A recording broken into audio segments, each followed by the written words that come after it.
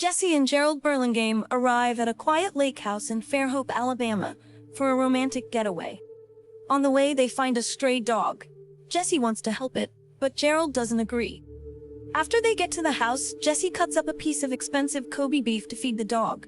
Gerald gets angry, but eventually lets her leave the meat outside.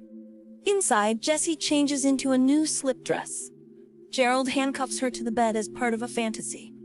Jesse feels uncomfortable and asks him to stop, but they argue. In the heat of the moment, Gerald has a heart attack and collapses on top of her, leaving her trapped. Hours later, the dog comes inside.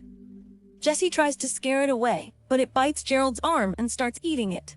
To her shock, Gerald's body then starts talking to her, revealing secrets about their troubled marriage and his problems.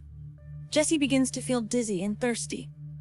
She remembers a glass of water on a shelf and manages to reach it with a clever trick using a torn tag as a straw. After some sleep, Jesse wakes up to a dark figure in the room. Gerald tells her it's death waiting for her.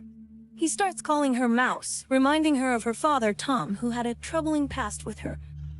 She remembers a family vacation when Tom abused her, but made her promise to keep it a secret. Jesse recalls a dinner with her family where she was questioned about her time with Tom.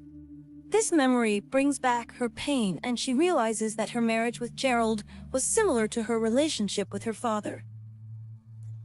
As Jessie struggles with her memories, she kicks the dog away, realizing it was only trying to help.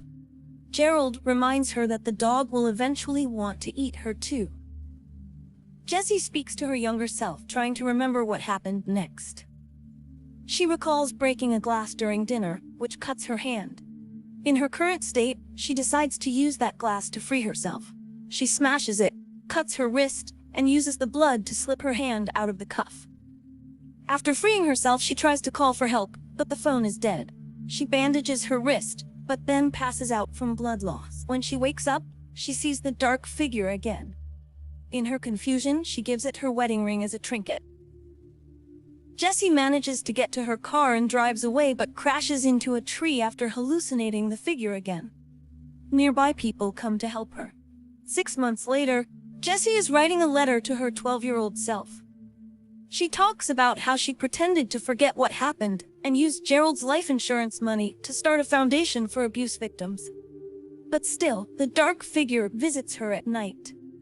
She learns that this figure was actually a serial killer named Raymond Andrew Joubert. Jessie goes to court for Joubert's arraignment. He breaks free and mocks her, reminding her of what she said when she was trapped. Jessie stands tall and tells him, "You're so much smaller than I remember," and leaves feeling strong.